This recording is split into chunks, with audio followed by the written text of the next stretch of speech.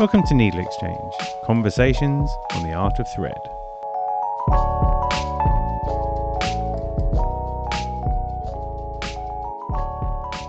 Welcome to NeedleXChange, conversations on the art of thread. My name's Jamie, aka Mr. XStitch, and in this episode we're talking to Jack Roberts, aka JPR Stitch. Jack's an academic, he's an abstract artist, and in this conversation we cover all kinds of topics, including letting your creative path flow, how Jack learnt all the rules so that he could ignore all the rules, what is art anyway, and all kinds of topics in between. It's a great chat with a man whose work is absolutely beautiful. Enjoy the show.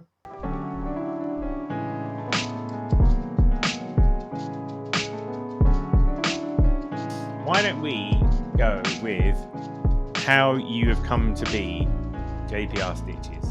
Because I dived back through your Instagram and you just kind of came out and you were like, hi, I do stitching. So my research kind of stopped at that point and I didn't dive a lot further back. So please enlighten me with your backstory. It took quite a while for me to have the confidence to share my art. So I've been making art for years and years in certain different styles. So it's machine embroidery has been a kind of a thread that's gone through everything, but that's not been my main thing. I've done kind of painting, drawing, printmaking, all sorts of different things. But my art was very much in the background of other stuff. So I've always been involved in the art world in some way, whether it's through studying or working or different aspect. But my art was always kind of background, and it was more of a hobby than actually my main thing. And then, like with a lot of people, the pandemic was a point of reflection, and I decided that I wanted my art to be my focus a bit more. So I stopped a lot of the things I was doing. I kind of took a little bit of a break and decided I was going to be an artist, and my focus was going to be creating art. At that point, I'd got no idea what I was going to make or what medium I was going to use. It was just that's what I was going to make. I was going to make art. That's what I wanted to do. And whenever I'd made art in the past, I never shared it. So I used to make art, and it would just go into my plant chest, and no one would ever see it other than me. So it was a strange, which is a strange thing. I don't think sharing your art isn't particularly a motivator, but nobody seeing your art is definitely a demotivator. The fact that if you just make it, no one ever sees it, it feels a little bit of a strange process, and I think it really began to demotivate me from making. So then I'd have months where I wasn't making at all. So that's why social media kind of just started, because it was like, if I'm going to make art, I need to actually share my art, because otherwise this will just fizzle out and I'll lose the energy. So it's kind of turned into a really long-winded answer.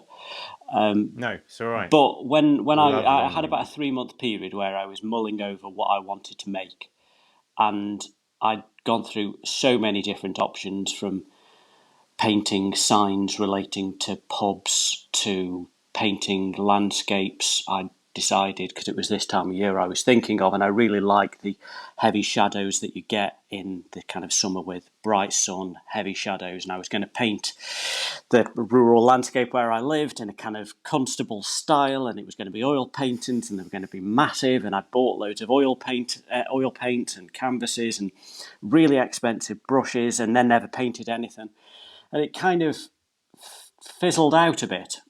And I remember walking part of the Southwest Coast path with my dad and cousin, and it was hard going. And I just remember kind of drifting off in my mind and thinking, why on earth are you thinking of painting? Just sew. That's what you enjoy doing. That's what you're best at. Just sit at the sewing machine and sew.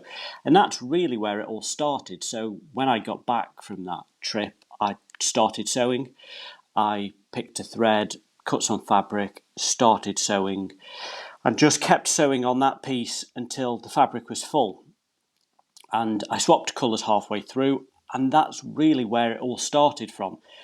Trying to not think about what I wanted to do too much. I was kind of stuck in analysis paralysis, and I'd just become utterly paralysed creatively, and I had spent 3 months not making anything. And as soon as I stopped thinking and just started sewing, stuff actually started happening. And then when I started making, more ideas started flowing, different ways of displaying them started kind of coming to me. So that's where it all came from. And I did a couple of months of making before I then actually thought, right, I need to do something with it, which is when I then started the Instagram account. So you just sat down at a sewing machine and just went, that's it. Just going to go for that. Yeah. No, it sounds like I'm a very competent sewer. I've done huge amounts of embroidery, machine embroidery in the past. I've taught embroidery courses, so I know the process extremely well. So it's kind of by me just sitting down. I wasn't bothered by needles breaking, threads snapping, the machine getting clogged. That's just part of the process. So I could just kind of focus on just sewing and being in the moment and creating. So it was playing on a creative strength of mine. Have you ever seen Get Back, the 8-hour marathon of the Beatles producing their final album? No. Peter Jackson thing, where there was an existing documentary and then Peter Jackson kind of took it, colorized it, re-edited it, put it all together, turned it into this 8-hour thing. It's brilliant. It's like hanging out with the Beatles as they made their last album. But there's a bit in that which people talk about a lot, which is basically where they needed some more songs, and Paul McCartney just sits there and starts going, and then he kind of goes, and then he's like, and literally, like, you watch him within about 2.5 minutes start to pull this song out that becomes Get Back. And to us, it's like a classic song that we've always heard. But to see that creativity, it just literally just coming out, and it starts making noises that then start to become words that kind of feel right and stuff. And I guess that's what you're saying you kind of did just then. Yeah, and I think I was in because I'd come out of my PhD, which is a very intensive process, which makes part of the academic process is you overthink everything, and you've got to overthink everything that you're reading and writing, and write it again and again and again until it's absolutely perfect. And then when it's perfect, it's still not right, and you rewrite it again. So I think I was kind of stuck in that mental loop of it's got to be right and think about it, and it's all got to be planned, and you've got to get it justified, and every piece of art's got to have an associated 2,000-word essay to go with it to justify how it sits into art history, and all of that rubbish. And it was stopping me making. And I think by just kind of letting go of all of that and just saying I don't need any of that explanation or justification to allow myself to make, and just actually started creating, I was able to create. Because one of the things I think that's interesting about your work is it's so abstract that if you just present it, it's up to people to work out what it's about. Like, I don't think you really offer much of a narrative, do you? No, and I kind of do that on purpose. I often see things in my art, but I don't often say what I can see, because then I think that people begin to look for that. It's like when you're looking at clouds and things like that, or people see different things. And I don't really want to say that it is, because I'm never creating something to look like an object, but sometimes when you look at it in a certain orientation, something emerges. But I rarely say that because I don't want to push people down that direction that they're looking for that thing. But interestingly, when I started my website to sell the pieces, I put, when people were buying them, I said, which orientation do you want them in? Because for me it is utterly subjective, and they can go in any way. You can have them upside down, and the interesting thing that no one's ever asked for it in a different way than I've already mounted it, which I think is perhaps that they are happy with my choice. But I think it's an interesting one that I thought people would perhaps want to take it on themselves to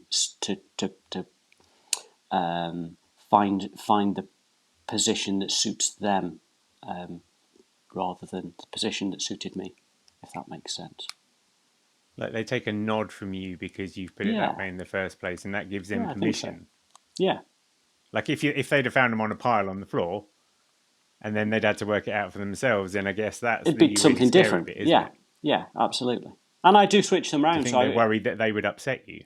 well, I Like don't they're mind going, at all, to be honest. I don't mind whichever way. There's some pieces that I think have a certain look better in certain orientations than others, but I think certainly when you combine more than one piece and have two or three together, switching them around changes the feel of the group massively. how would you describe your work then? Imagine that this is an audio podcast and people can't see it. How would you describe it? It's created from a very dense web of stitching. So I only ever use a zigzag stitch, and I pick one colour and I'll stitch exceedingly detailed into the fabric until there's no base fabric left at all. About halfway through, I'll switch to another thread and fill the fabric. Usually there's a line that separates the two colours, which is quite a sharp and distinct line. And for me, there's usually just two colours, sometimes three, but they always need to feel balanced to me. So they're abstract, they're shapes, they're colours, but an important thing is that there's balance within them. So even if there's just a small area of one colour and a large area of another, they need to feel relationally. They need to feel that they're working together and not fighting each other. That's a bit of a... When I was looking back at... No, that's great. It's a bit of a fluffy way to describe it, but anyway. But you're the best placed person to articulate it. So I guess half of the skill from someone who has, as you just said, you write essays, you edit them, you write them, you edit them, you get them so that every semantic point is made perfectly. And then you create things that to many people will just be free flowing color spaces. Mm-hmm. Then to be able to narrow that down in a way, that's a different kind of skill in and of itself. Yeah, and I think that reflective process has been quite difficult for me, because when I'm sewing, I'm not thinking about what I'm creating, and I'm not thinking about I am thinking about what I'm creating, but I'm not thinking about the justification, the meaning. I'm much more enjoying the experience, and then the art is coming out of that experience. But then to be able to talk about the art, there needs that kind of reflection on, well, what is it about? Why does the art come out of that experience? What is it about the colours and the relationship to colours? Why do some pieces I keep working them because they don't feel there yet, because they're not balanced, they're just not feeling quite right for me, and trying to then understand that to be able to articulate it's been a bit of a strange process, because it is then adding that thinking mind back into the art. I think it sounds like a lot of your time is spent focusing on the craft, the production, and then the art just is. I guess it's like whoever it was who was like, was it Michelangelo or whatever, who's like, there's a statue in that block of marble, I've just got to bang it out. Yeah. I suppose it's the same philosophy. Yeah, absolutely. And then when it's done, actually being able to reflect on it is I still think that, I think it's part of the process, and I don't think it's quite finished until I have reflected on it. And then, but I think there are a number of tools that I've built into my practice which help me to reflect. So printmaking has become quite a reflective process. Instagram is a reflective process, because I'm making videos about the art, I'm writing about the art, I'm hearing what other people are saying about the art, so I'm revisiting and reflecting on it. So I think that those added parts of my practice help me understand the core aspect of my art, this embroidery. Because that's interesting then, because one of the observations I made a while ago was that your videos are carefully produced. So although you do a lot of reels, when you look at them, you look at the way you shoot them, you look at the way you edit them, it's a separate art form that you're creating. So it's interesting that it has become part of the wider practice. Yeah, absolutely. So I started Instagram as a way to disseminate my art, to share it with people in a free way, to be honest. And that's where it started. And then it kind of turned into a daily diary where I was documenting my process.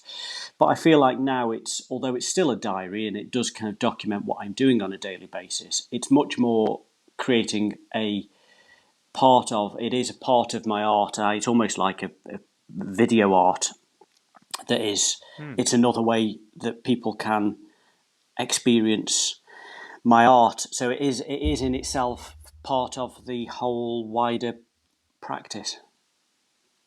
And I think that's interesting because I think that the way the algorithm changes in, say 5 years ago, video content wasn't the same that it is now. I mean, you've got over 50,000 followers on there.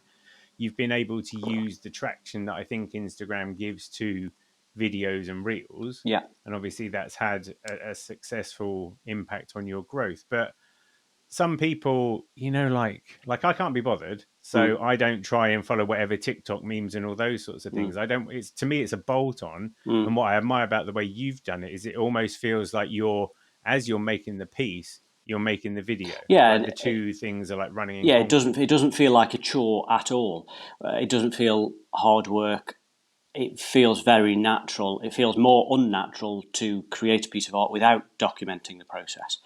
So I've got to the stage now where I'm filming and videoing or photographing most of the process as I'm doing it from different angles, and that's just part of what I'm doing without really thinking.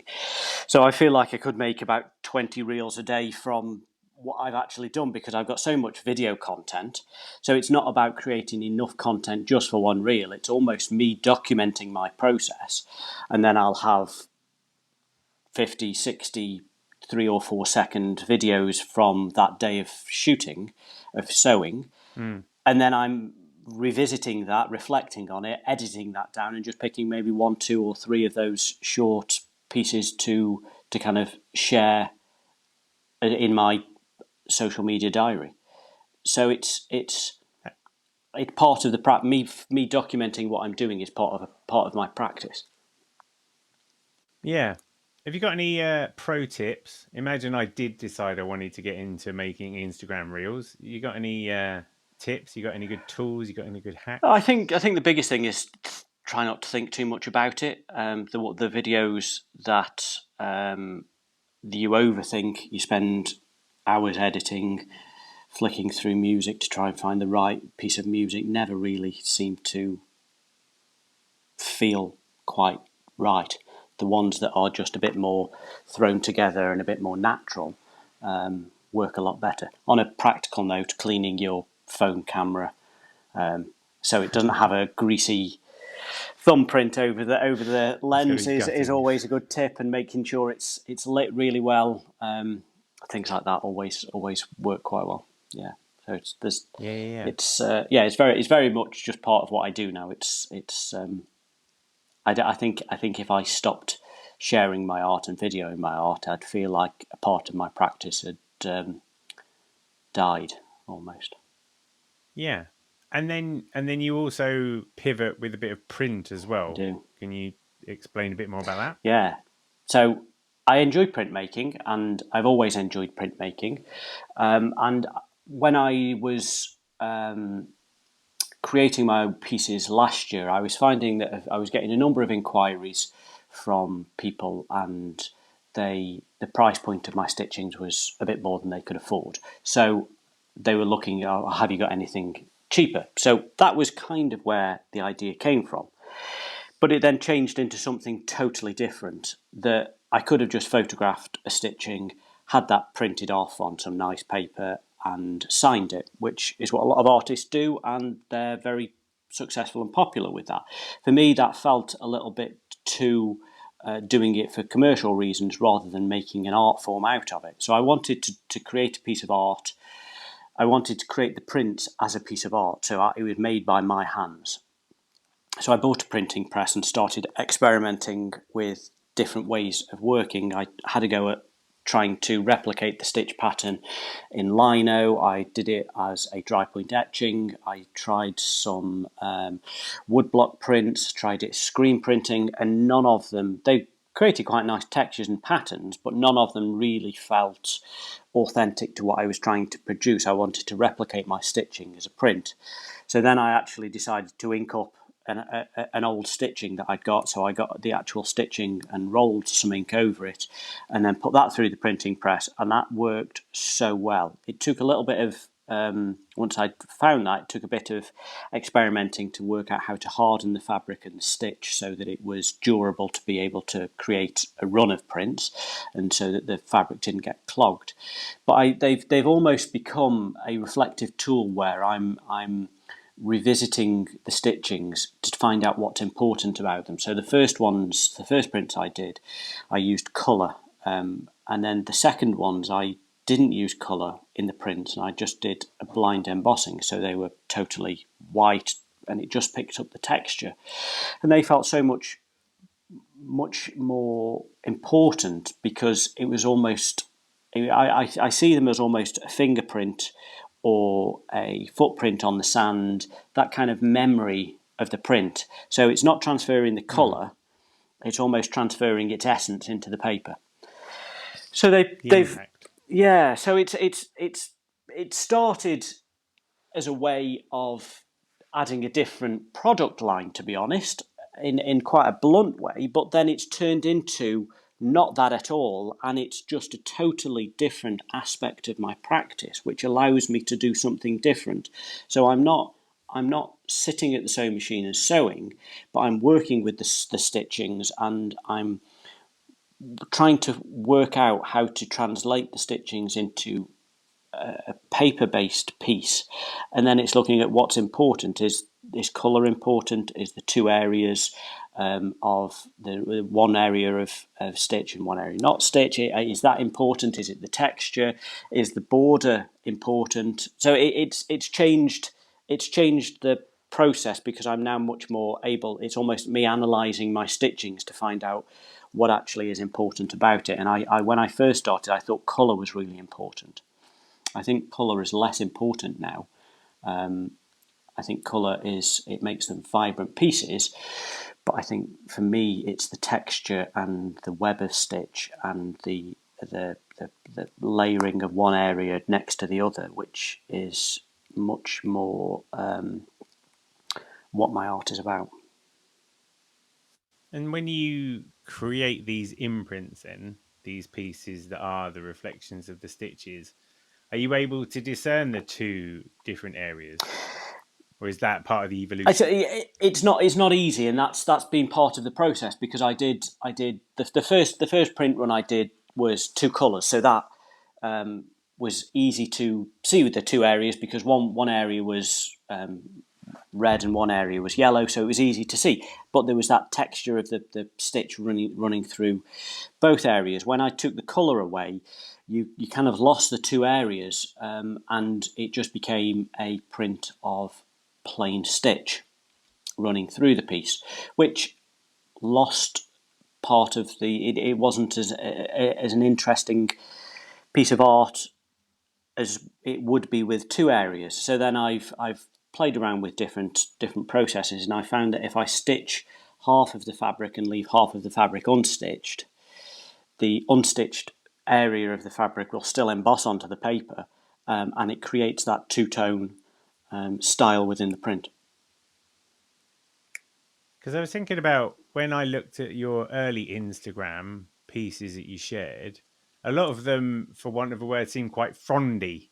Like your shapes, they were like sort of leaf forms and quite narrow.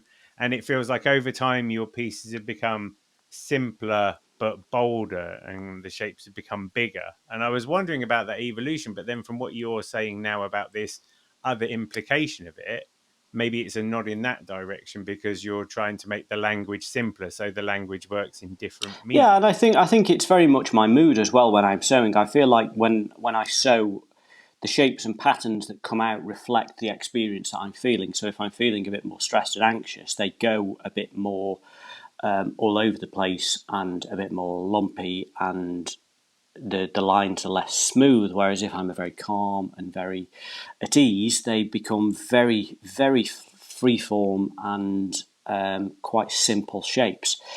And I wonder whether the evolution is almost me becoming a bit more at ease with my practice as an artist. That when I was starting, I was a bit unsure of what I was doing, and it didn't feel quite natural, but I was keeping going, so they were a bit more all over the place and a bit more wiggly, whereas as I'm becoming a bit more comfortable with what I'm doing, they're becoming a bit smoother.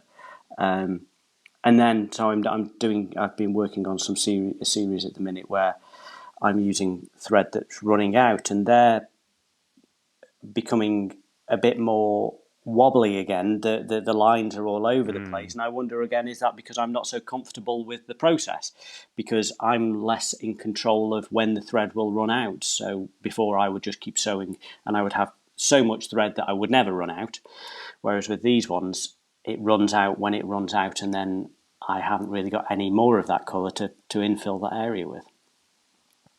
Is that like when your mobile phone's on 10%? Yeah. Everything's a bit more just a little bit of anxiety kind of in the process. That's an interesting tension to put into the work, though, isn't it? Because like you say, it's almost like at the start you're proving a point, and it's almost like when someone's doing a performance where they're going to do the same thing over and over again. I'm sure when they first start, they're really in the role, really like this, and then after a while they find their pattern within it, and I guess that's what you're speaking to. So now you're throwing your own obstacles away. To see what that does, because I think I don't want to be in a position where I'm just churning out the same thing day in, day out. I've got a set process and a set style, and I like working within those parameters. But then within that, I think it's good to kind of just follow the process. And this new series that I'm working on at the minute came out of me thinking I'd got two reels of thread that were the same colour. When I'd finished with one, I got the other one and then realised it was a slightly different shade. So it was kind of left in that almost awkward moment then of, well, what do? Do I sew it in that slightly different shade of yellow, or do I do something totally different? But because I'd only half filled the area, I could the options were either throw the piece away, don't use it, or do something totally different with it. And I think because I've become a bit more comfortable with my art and my practice, I felt that I could just kind of experiment with it. Whereas I think if that had have happened at the beginning of me starting, I would have just put that in a box it would never have come back out. I want to spin back to when Jack was a lad, because the thing is we've over the conversation, like we've talked about you being an artist, but you casually dropped in that you've done a PhD, and you casually dropped in that you've pretty much tried every artistic medium under the sun. So I want to find out a bit more about that, because I think it's really interesting. You know, I want to find out about later on about you being an artist and how that works as a living, but it would be interesting to find out how you came to be that guy in the first place. So can you tell me a bit more? Yeah, so I think as a teenager, I found being creative quite uncomfortable, and I never really got on with it. I enjoyed the idea of art, but I didn't particularly enjoy the idea of making, and I found that a bit uneasy. I went to college and started doing and focused on art a lot more, and I was... Have you got a particularly artistic family? No, not at all. No one in my... I mean, they're all creative in different ways. So my grandfather on my dad's side was a kind of a painter and decorator, but more than painter and decorator, he was kind of doing marble work and graining on a particular... So it was kind of more of a craft than just painting and decorating. And then my mum and my nan are very much crafters, enjoy knitting, crochet, cross stitch, things like that. But it's much more a pastime, a hobby, rather than a art form. So that's where it all kind of started. But then when I went to college, I focused on art, and I didn't know whether I preferred textiles or photography. I went down the photography route, and that was much more my thing, and I had years where I wasn't making anything with textiles. But then decided that actually I preferred rather than making art, the other stuff around the art world. So the process of how exhibitions were put together, the educational side of it, the understanding of why art is valued, why art is important, why people make art and buy art, and because it's a strange thing. The whole thing is a bit Emperor's New Clothes. Why on earth do people buy art? Because it's utterly useless. Why do people spend hours making these things? But then the passion that people feel, both artists, collectors, dealers, galleries, is enormous. And then it's that is the remnants in culture when you look back hundreds of years. It's the art that almost paints a picture of that past time. So that was where my interest was, more than creating at that time. So I did a master's in arts and museum management, and at the time I was also I've had a portfolio career in the art world for the last 10, 15 years, and I've done things from running workshops in creative arts, community arts, writing grants for different art organisations, writing grants for myself, lecturing at universities, lecturing at conferences on the art market. I've operated as an art dealer and still do. So there's lots of things that go on aside from it. So I'm very much involved in the art world. Whenever I go on holiday, it's focused around an art event. So even though I wasn't creating too much, and that my art wasn't my focus for a long time, art was a massive driver in my life in many other ways, both as a way of earning money and then as a way of just enjoying myself. I was fascinated by, because I think we talked about this previously, about your masters and the approach you took towards curation and why people do it. What is your take on it? Let's do that. Let's go. What's your take on art and why? From an artist's point of view, and I have this very much myself, there's a creative urge. And I think the easiest way to describe it, I've never been an addict in any way, but I think it's how I would expect an addict to talk about their addiction, that there's this compulsion that builds inside you. You feel unsatisfied when you're not creating. When you create, you feel absolutely satisfied and fulfilled. You've had your fix. But then after you finish, that fix kind of diminishes and then you need another fix. So I think there's that definitely, almost from a creative point of view, for both me, myself, and for a lot of artists, there is that compulsion, that feeling of needing to make something.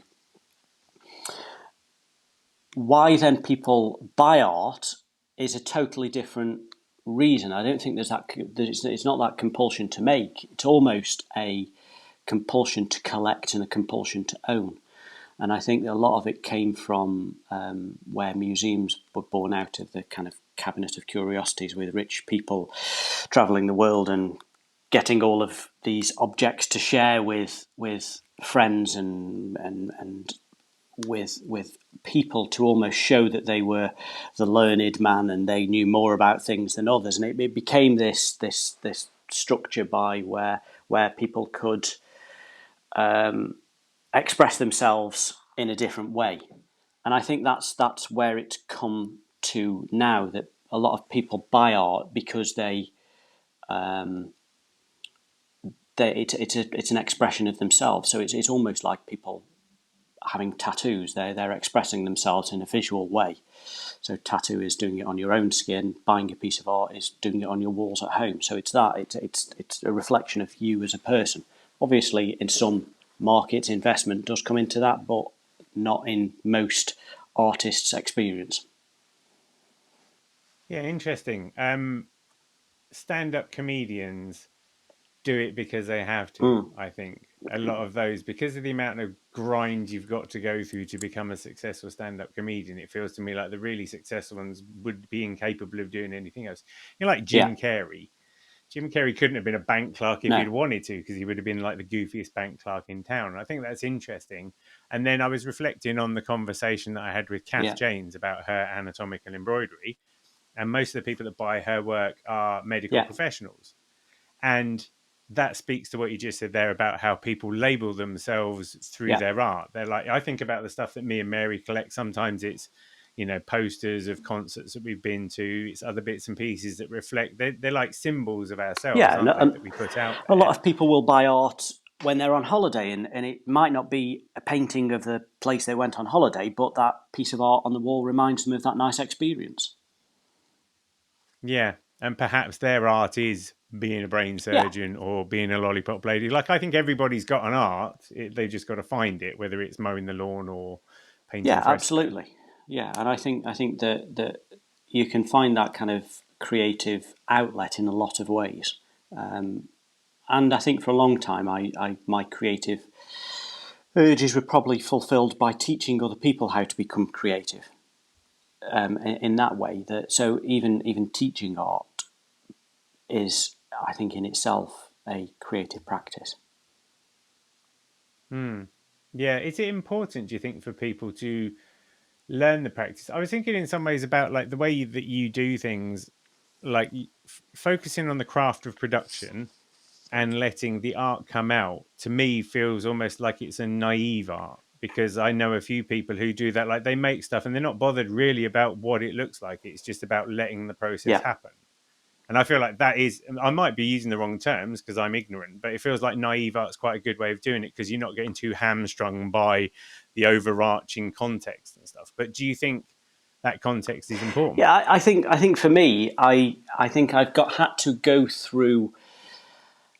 I've had to become an expert in the art world and the processes of art and art history and the art market to almost give myself permission to make art, if that makes sense. I think there are a lot of people who can just make art with no formal training and no experience, and the art can be fantastic. For me, I don't feel like I ever really was able to give myself permission to do that, because I couldn't explain it, I couldn't justify it, I hadn't got any ability to place it into a wider narrative. So I think I've spent 10, 15 years educating myself and experiencing the art world to then get to a position where I feel comfortable with the simplicity of my own art. Mm-hmm. Yeah, because I think that was one of the things that maybe I said to you the first time we spoke over email, was I think that your art's simplicity is really brave, because it offers up like everything and nothing at the same Yeah. time to people. So people have to draw their own conclusions from it. You're not giving people a steer, and at the same time, how you decide when a piece is done, like, nobody else can tell you when that is, really, and that's quite a bold Yeah, and thing I to do. think there's different things. So the way I frame my art is different. The stitchings are stretched onto a piece of plywood. That piece of plywood is then float mounted onto a larger piece of plywood that is stained black. So there's no glass, there's no frame. I experimented with so many different ways of displaying my art, but that was the one I kept coming back to that felt just right. And I think the fact that I'd had so much experience in the art world, I'd seen so much art, that I've researched into a lot of artists, I actually felt confident in my own decision making, that if that feels right, that is the right thing for it. Whereas I think if I'd have just come at it without that experience, I would have put it in a frame in glass, because that's what you do with a piece of art. And I think that that education, both formal and soft education, has given me the confidence to be able to the confidence in my own art. Yeah. Surety. Yeah. Do you, when you're doing a series, so because you make your pieces as Yeah. they come, but then when you're doing a series, what's the difference there? Because you're making a series of pieces, so I guess they don't come quite as, No, they don't. I don't know, There's a bit more naturally is the planning word. involved. So when I'm doing a series, which is usually bringing 9 to 12 stitchings together to create a piece that's with a design that flows through all of them, usually the design comes out of an individual artwork that I've done that was much more organic, but I feel like there's more to explore with that idea. Some pieces I finish and I feel like the idea has been, the piece is finished. Other pieces I finish, and I feel like I need to do more on it.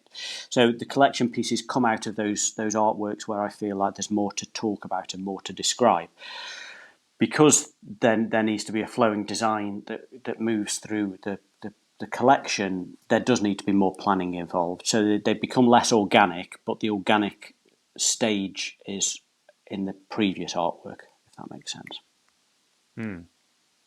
And then one of the things that I admire is that you do it all in the garden. I do. I don't really know where it started from, to be honest.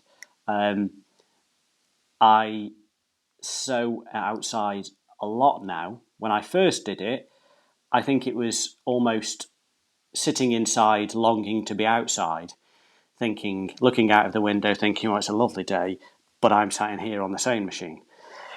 So I think that's where it came from, that wanting to be outside, but I can't take my sewing machine outside because you don't sew outside with a sewing machine. So I think that's where it came from, and then it's turned into that's just almost my summer studio. I know when I was first doing it, I was a bit anxious of the noise I was creating with the rattle of the sewing machine, but now I'm just kind of totally in the moment and sewing, and I much more enjoy sewing outside. I think I feel very calm when I make my art, and when I'm in the garden with birds singing and the plants around me, it just kind of intensifies that calming experience.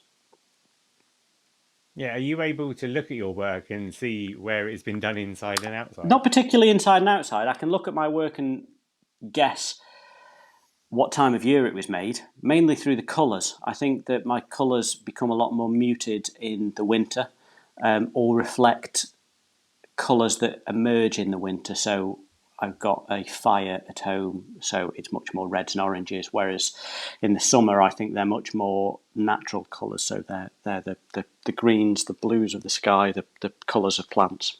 So I think not particularly whether I've done them inside or outside, but certainly when I did them. And has that got anything to do with the reason why you rarely do a straight line? Because I think you did a piece for the coronation, had some straight lines in it. You're like, oh, this it is. I think I find it easier and more natural to sew a curved line when I'm sewing. I think a straight line is quite hard because I'm using a free motion foot, and the feed dog on the sewing machine is dropped, so which is what kind of keeps the sewing machine working in a straight line. So the straight line is then up to me in my hand. So actually creating a straight line becomes harder, and when you're looking at a piece, if it's not quite straight, it doesn't look right. Whereas if it's a purposeful curve, it does look right. So I think curves are easier and more natural for me to create. I think that's why rivers do curves as well. Yeah, it's that. It's much more. It feels more organic. Yeah. So you do a lot of your work outside in the garden. I'm guessing then you do a lot of your work in silence? Yeah. Or do you have background music and stuff? When I sew outside, I never listen to music. When I sew inside, I always listen to something, usually music. I've tried audiobooks and podcasts, but I find that my mind is torn between focusing on the podcast or the audiobook or the sewing, whereas actually if it's music I can just leave that to just drift in the background and I'm not really concentrating on it, and it needs to be really loud as well because to get over the noise of the sewing machine. So what kind of music, because you might be like, oh, I really like a bit of Slayer to do, but I don't feel like that would be the kind of music. But what kind of music do you listen to then? Anything and everything, to be honest. I don't really have a genre that I listen to. I listen to anything and everything. I used to like Bob Marley, was probably a big thing that I listened to. I listen to a lot of classical music. I've just started a new project where I'm working my way through the Rolling Stone magazine's top 500 albums, listening to each of them in order to. And my rules for the project is I'm listening to them in reverse order. I can't skip an album and I can't skip a song. So I've got to listen to them in the way the artist created them. So then that's exceedingly eclectic. That I can go from something that's, I don't know, Muddy Waters, and then you're into the Beatles to some Latin American music. an illuminating process. I was going to say, have you got any albums that nobody ever thought would be brilliant that you've discovered? No, yeah, I've got a lot that were. I don't know how they've made it into the top 500, to be honest. But I think I think favourite, because you've got some questions for later. I know about favourite things. Yeah. And I find that really difficult because I don't think I have a favourite thing. I think there's a right piece for the right moment, and there's a right album for the right moment, and the album for now isn't particularly going to suit me this afternoon or tomorrow, but the album for tomorrow will be the right one for that moment, if that makes sense. Right. So yeah. So to segue into that then, so no pressure. Why don't we go like favourite 5 albums? So you don't feel like you got to nail it down to one, but let's just pick some ones that you really I don't think like. I've got a favourite album, but I've got albums that I keep coming back to and listen in different situations. So I think anything by Einaudi, Italian classical, I probably pronounced his name wrong, composer, I absolutely love. I really enjoy Kate Bush.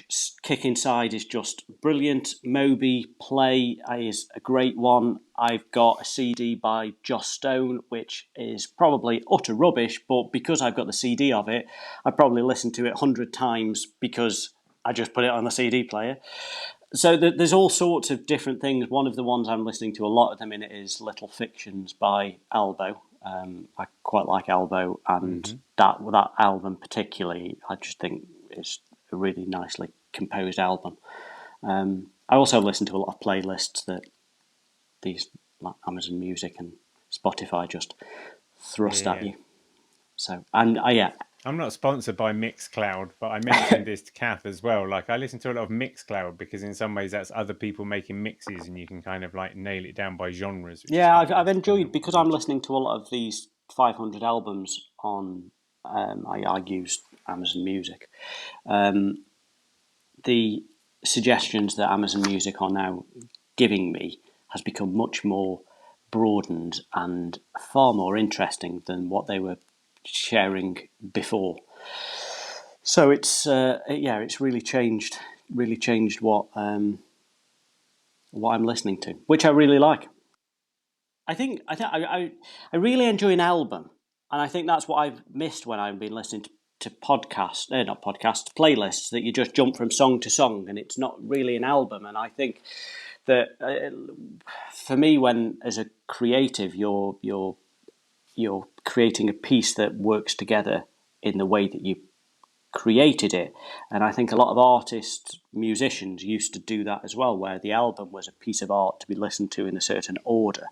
And I think a lot of that's been lost in how we consume music now, so which is part of the process of trying to go back to listen to albums in the order that they've been created.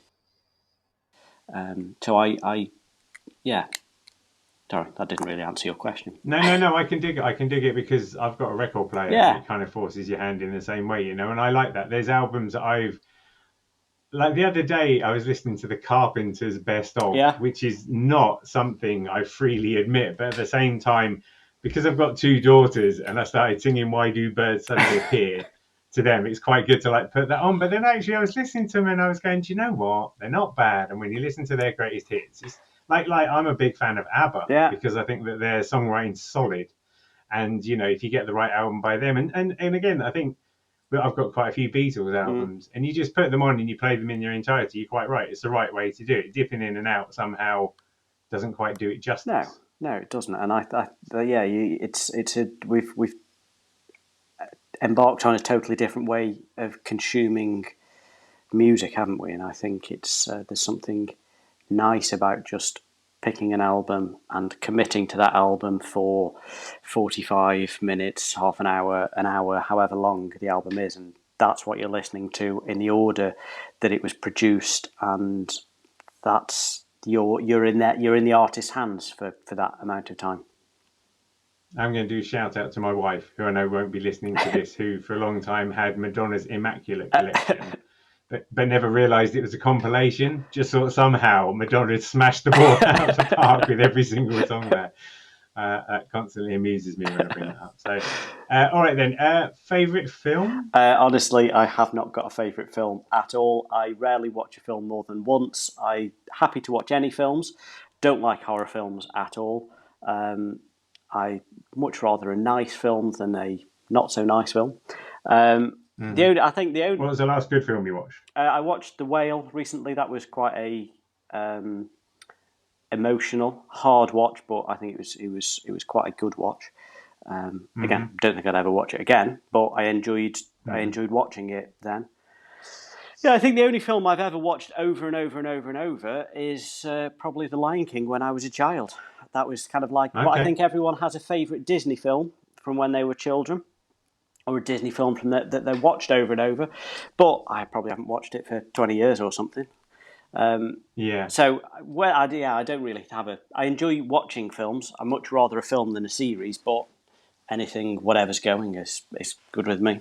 Do you feel inclined that if you're going to go and watch a film, it's good to go and see it at the cinema? Give it your all. I hate going to the cinema. You're that kind of guy. I absolutely hate going to the cinema. I just find. I think it's a similar thing. I hate creating art around other people. So I had a studio for a while and I didn't like it at all. Whenever I was at university, I never created art at university. I always created it at home. I think when I'm consuming things like that, I much prefer being in my own space with nobody else there. I just find the process. If I was in a cinema and there was no one else in there, I'd be quite happy. But the fact that there's other people around, I just don't seem to enjoy it as much. Interesting. A good film that I was surprised with is called After Sun, which is about a girl who is remembering going on holiday with her dad, and she's about 11. Paul Mescal's in it. It's really poignant. Like, it's really well done. It's kind of, I couldn't tell you the name of the director without looking it up. But it's a pretty recent film, female director, and really one of those ones that sticks with you afterwards. For a while, and I think that's always good. So I'll give you that as a recommendation. Thank you very much. And then, favourite book? Again, I don't really read much. I find reading a chore. I'm dyslexic, so I don't really get a lot of joy out of reading. I've never really read fiction. When I did my PhD, I had to read a huge amount, which I think, again, made me fall out of love with reading. Whenever I do read, it's something about the art world and more a book that makes you think, or a book that broadens your horizons somehow. So I can't say they're my favourite books, and they're never really good books to read. They're just because they're quite hard works. But things like Pierre Bourdieu art world, it's horrifically hard to read, very deep. I've probably read it 6-7 times, and I still don't think I quite understand what on earth he's on about. But I think it just makes you think in a different way, and it just deepens your thoughts. So I think those would probably be the books that I would read, but they're not. I don't think they're a book that you could call an enjoyable read or a favourite read. Not going to read it on the beach. No, definitely not. No. Catherine Cookson, it is not. Definitely not. Interesting. Yeah, I run the risk of, I tend to go with two modes. I either seem to read business books or I read comic books. Yeah. And I rarely find a piece of fiction that I really enjoy. It's hard to know where to look as well. I suppose Amazon isn't bad in that way. But yeah, in some ways I feel like there comes a point when you can be quite happy. And I don't feel like I'm missing out by not reading fiction because I read some really good comic books instead. You mentioned a second ago that you were dyslexic. I am. Which is a fact that hasn't come up at all. And then it's very interesting when you place it in the context of when we've been talking about visual language and the modes with which you use to communicate, that you sidestep anything that is kind of literal, I guess. Is that like a conscious thing, or is that just something that's happened along the way? No, it's just something that's happened along the way. I think I struggled with my dyslexia when I was younger. But then I've found ways of managing it, so it's less of a problem for me now. So when I say I read a book, I don't actually read it. I'll listen to the audiobook of it.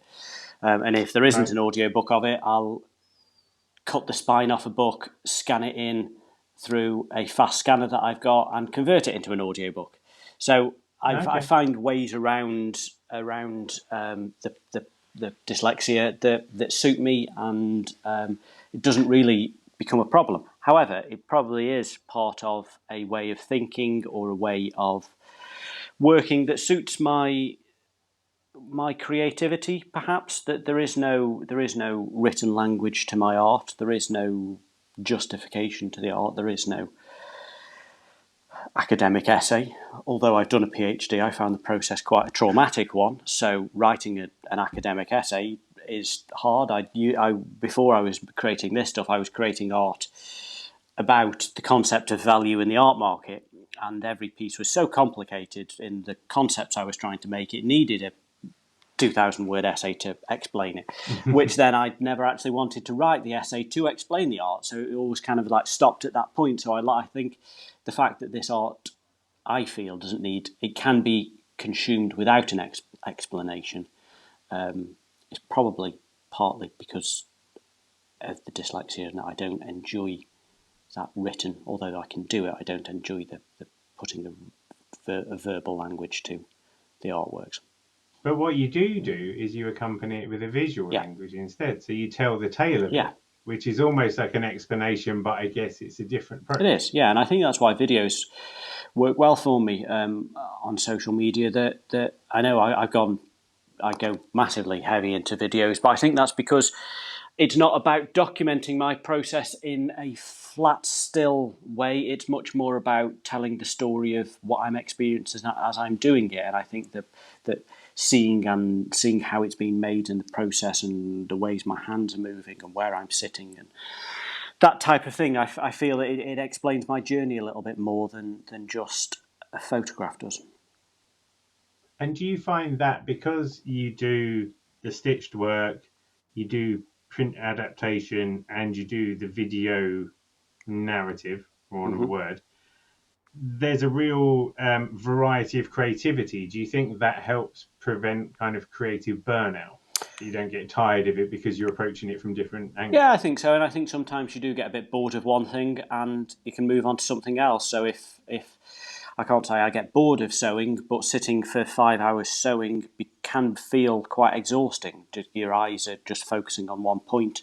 Your arms are kind of and hands become a bit more achy from doing it over and over and over and over. Your back becomes very hunched. So then actually just taking a break and editing a video together, you're still being creative, you're still working on your creative practice, but you're having a change to your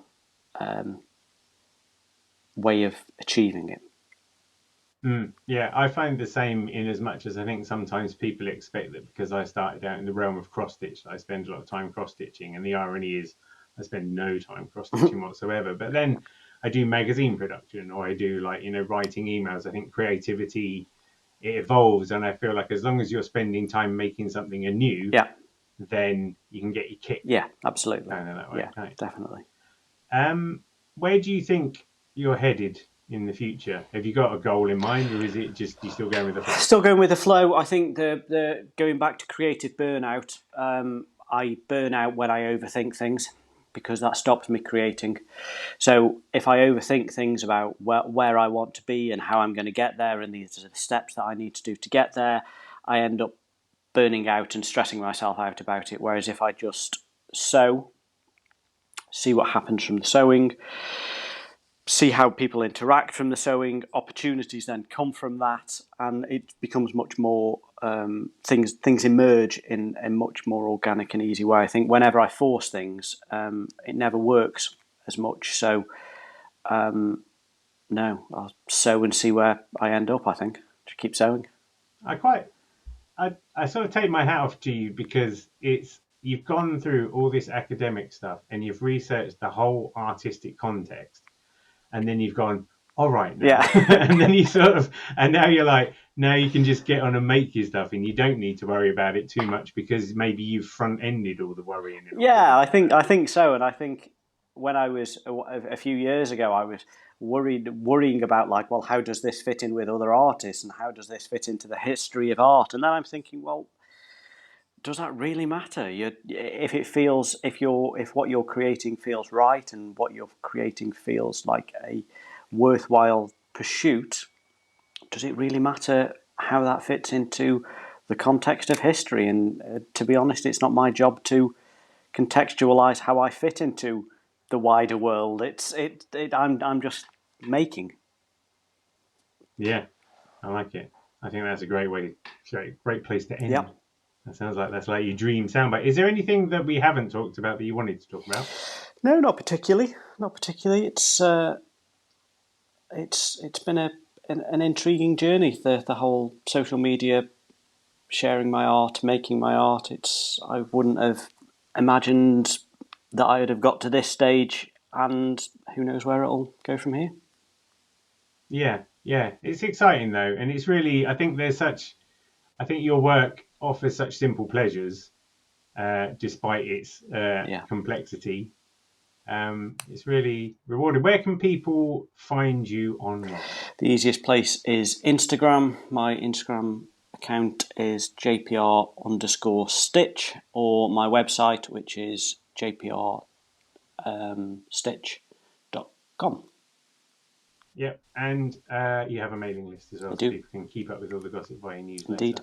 As all smart marketers. Great. Thanks for having a needle exchange. My pleasure.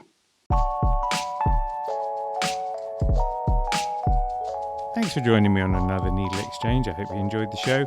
I'd love to hear from you, so feel free to email hello@needle.exchange, that's NEEDL.exchange, with any thoughts, comments or feedback.